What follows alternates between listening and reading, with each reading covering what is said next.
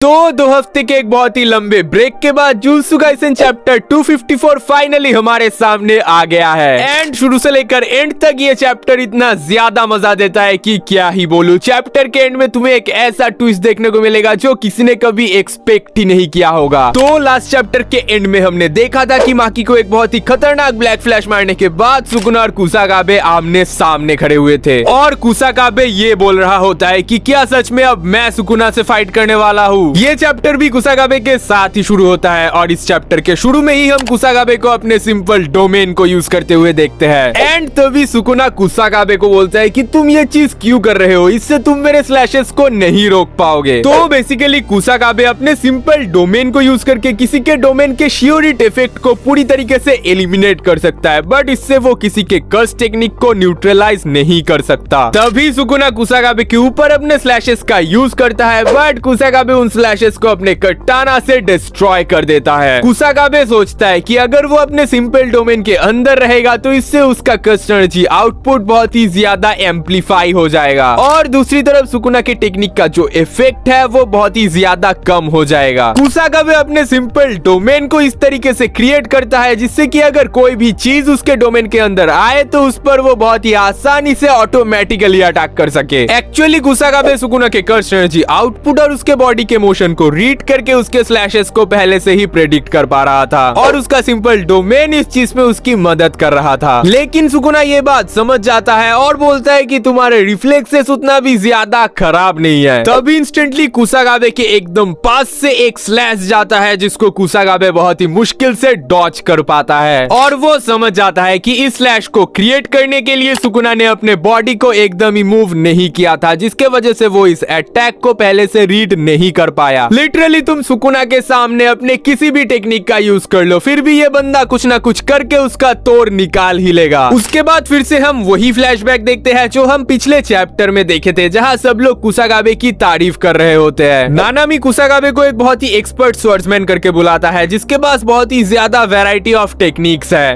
मेई बोलती है कि कुसाकाबे एक बहुत ही ज्यादा यूजफुल बंदा है जो कि अपने आप को किसी भी सिचुएशन के हिसाब से ढाल सकता है। गोजो कुसाकाबे की तारीफ करता है और बोलता है कि उसके पास सिंपल डोमेन करके एक ट्रम्प कार्ड है। गोजो ये भी बोलता है कि बहुत सारे बिगिनर्स अपने सिंपल डोमेन को क्रिएट करने के लिए बाइंडिंग वाव का यूज करते हैं, बट कुसाकाबे अपने सिंपल डोमेन को किसी भी बाइंडिंग वाव के बिना क्रिएट कर सकता है और उसके डोमेन का इफेक्टिव रेंज दूसरों के मुकाबले बहुत ही ज्यादा बड़ा होता है। दूसरी तरफ अगर हम मीवा के सिंपल डोमेन को देखें तो मीवा उसे क्रिएट करने के लिए एक बाइंडिंग वाव का यूज करती है, जिसके हिसाब से अगर उसके दोनों पैर जमीन पर नहीं रहे तो उसका सिंपल डोमेन पूरी तरीके से डीएक्टिवेट हो जाएगा। उसके बाद प्रेजेंट टाइम में हम देखते हैं कि कुसाकाबे ये सेंस कर लेता है कि सुकुना अपने कर्स टेक्निक को एक्सपेंड करके वर्ल्ड कटिंग स्लैश को यूज करने वाला है, इसीलिए तभी इंस्टेंटली कुसाकाबे भी अपने सिंपल डोमेन के रेंज को पूरी तरीके से एक्सपेंड कर देता है, जिसे देखकर सुकुना एकदम से शॉक हो जाता है। फिर से हम मेई को ये बोलते हुए देखते हैं कि जब कोई अपने स्वर्ड ड्रॉइंग टेक्निक का यूज करके सिंपल डोमेन को कास्ट करता है तब वो लोग अपने ओपोनेंट को उस डोमेन के अंदर अट्रैक्ट करने की कोशिश करते हैं, पर दूसरी तरफ कुसाकाबे डायरेक्टली अपने डोमेन के रेंज को एक्सटेंड करके अपने ओपोनेंट को उस डोमेन के अंदर ट्रैप कर लेता है, जिसके वजह से उसके डोमेन के अंदर जो भी होता है उसे वो ऑटोमेटिकली अटैक कर पाता है। तभी हमें दिखाया जाता है कि कुसाकाबे अपने कटाना से सुकुना के ऊपर एक के बाद एक हिट करने लगता है, जिसके वजह से सुकुना के बॉडी पर बहुत सारे कट्स लग जाते हैं। एंड दूसरी तरफ हम नानामी को बोलते हुए देखते हैं कि वो ऐसे किसी को नहीं जानता है जो कुसाकाबे के सारे अटैक्स को एक साथ ब्लॉक कर सके, पर हाँ वो एक ऐसे बंदे को जानता है जिसे उसके अटैक्स को ब्लॉक करने की कोई जरूरत ही नहीं है। एंड यस, ये बंदा और कोई नहीं हमारे गोजो सेंसे है जिसके पास इन्फिनिटी है, तो तुम इस बात के कॉन्टेक्स्ट को समझ ही सकते हो। उसके बाद हम देखते हैं कि उन सारे अटैक्स के वजह से कुसाकाबे का कटाना एकदम से टूट जाता है, बट कुसाकाबे यहीं पर नहीं रुकता और उसके बाद जो होता है उसे देखकर मुझे इतना ज्यादा मजा आया, भाई क्या ही बोलूं। कुसाकाबे लिटरली अपने ओवरकोट को निकालता है और पंचेस से सुकुना के ऊपर अटैक कर देता है। कुसाकाबे सुकुना के ऊपर एक किक करता है जिससे कि सुकुना बहुत दूर जाके गिरता है। कुसाकाबे सुकुना को चेस करते हुए वहां पर पहुंच जाता है और सोचने लगता है कि वो इतना ज्यादा ट्राई क्यों कर रहा है, वो तो ऐसा नहीं था, बट सडनली वो रियलाइज करता है कि ये प्रिंसिपल यागा के वजह से हो रहा है। प्रिंसिपल यागा उसके और उसके बहन के लिए बहुत कुछ किए हैं और अगर अब वो अपना सब कुछ दे के इस फाइट फाइट को कंटिन्यू नहीं करेगा तो इससे प्रिंसिपल यागा को दुख पहुंचेगा और कुसागाबे ये कभी भी नहीं चाहता है। तभी हम गोजो नानामी और मेमे को बोलते हुए सुनते हैं कि कुसागाबे को स्ट्रॉन्गेस्ट ग्रेड 1 सॉर्सरर रिकमेंड करने का नंबर 1 रीजन ये है कि वो सबसे ज्यादा काइंड है। और उसके बाद हम जो देखते हैं वो शायद हिस्ट्री में पहली बार हो रहा है। भाई कुसागाबे ऑनर्ड 1 पोस्ट करके खुद को बोलता है कि स्टॉप थिंकिंग नॉनसेंस। उन सब बच्चों ने अपने जिंदगी को दांव पे लगा के इस फाइट को कंटिन्यू किया है और अब उसे भी अपना सब कुछ दे के इस फाइट को लड़ना होगा। पिछले चैप्टर आने के बाद से हम ये चीज मीम में देख रहे थे, पर इस चैप्टर में ये चीज सच में हो गया। जो भी करो बट गेगे भाई से बदतमीजी नहीं करने का, वो सब कुछ देख रहा है।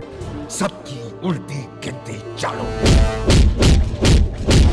देन हम देखते हैं कि कुसागाबे हेजीमून टेक्निक का यूज करके अपने ब्रोकन कटाना को एक ऑरा के मदद से रिबिल्ड करता है और उस कटाना से सुकुना के ऊपर अटैक कर देता है। पर the king of curses Sukuna उसके कटाना को अपने दोनों उंगली से पकड़ लेता है और बोलता है कि तुम मेरे हार्ट पर अटैक करने वाले थे जो कि पहले से ही डैमेज हो चुका है। It's so painfully obvious. और एकदम नेक्स्ट पैनल में ही हम देखते हैं कि कुसागाबे जमीन पर पड़ा हुआ है और उसके चेस्ट पर सुकुना के 2 बड़े बड़े स्लैशेस लगे हुए हैं। एंड यहाँ पर एक और कैरेक्टर का खेल सुकुना ने खत्म कर दिया। अब तो ये चीज आदत सी बनती जा रही है कि एक कैरेक्टर आएगा, उसको पूरा हाइप करके दिखाएंगे एंड चैप्टर के एंड होते होते उसका ही दी एंड हो जाएगा। पता नहीं वो महापुरुष कब आएगा जो सुकुना को पेल के रख देगा। उसके बाद फिर से उयुई वहाँ पर आता है कुसागाबे को ले जाने के लिए, बट इस बार सुकुना पहले से ही वहाँ पर उसका इंतजार कर रहा होता है। और जैसे ही उयुई पीछे देखता है तभी सुकुना उसको बोलता है कि अब तुम मुझे इरिटेट कर रहे हो। सुकुना उसको मारने ही वाला होता है बट तभी गेगे एक और ट्विस्ट फेंक के मारता है और पता नहीं कहां से मिगुएल वहां पर आके उयुई को बचा लेता है। सुकुना मिगुएल से पूछता है कि तुम कौन हो, मैं तो तुम्हें नहीं जानता। और उसके आंसर में मिगुएल बोलता है कि तुम शायद किसी गुफा के अंदर रहते हो जिसके वजह से तुम मुझे नहीं जानते। इस आइलैंड के लोगों को अपने सेंसेस को और भी ज्यादा तेज करना चाहिए। एंड यहीं पर ये चैप्टर खत्म हो जाता है और चैप्टर के एंड में एडिटर कमेंट करता है Miguel the man who fought Gojo Satoru on equal footing joins the fight. Miguel जिसने गोजो सातुरो को एक टक्कर का फाइट दिया था वो भी अब इस बैटल में ज्वाइन हो चुका है। तो भाई मिगुएल को हमने जुजुत्सु काइसेन 0 मूवी में देखा था और तब ये बंदा गेटो के टीम में था, केंजाकू के नहीं, गेटो के टीम में, गेटो के मरने से पहले। और भाई ये बंदा हमारे गोजो सातुरो को एक बहुत ही टक्कर का फाइट दिया था और गोजो के इतने कूटने के बाद भी ये बंदा अपने पैरों में खड़ा था। इससे तुम समझ ही सकते हो कि ये बंदा कितना ज्यादा स्ट्रॉन्ग है। और उससे भी ज्यादा इसके पास एक बहुत ही खतरनाक कर्स टूल है जिसका नाम है ब्लैक रोब, जो कि किसी के भी कर्स टेक्निक को एकदम नलीफाई कर सकता है, just like angel's technique. And ये बंदा पहले भी हमारे गोजो के इन्फिनिटी को भी ब्रेक कर चुका है। पर हमें मांगा में ये बताया गया है कि हमारे गोजो सातुरो ने सारे ब्लैक रोब्स को डिस्ट्रॉय कर दिया था। तो क्या अब मिगुएल के पास कोई ब्लैक रोब बचा हुआ है या फिर वो उसके बिना ही सुकुना से फाइट करेगा, वो सब तो हम देखेंगे नेक्स्ट चैप्टर में। एंड क्योंकि नेक्स्ट वीक कोई ब्रेक नहीं है इसीलिए हमें नेक्स्ट चैप्टर 28 मार्च को देखने को मिलेगा। सो दैट्स बीइंग सेड इस वीडियो को यहीं पर एंड करते हैं और अगर आपको ये वीडियो अच्छा लगा है तो इसे लाइक करना एंड ऐसे वीडियोस और देखने के लिए चैनल को सब्सक्राइब करना। मैं मिलता हूँ आप सभी के साथ नेक्स्ट वीडियो में एंड तब तक के लिए इट्स योर जॉय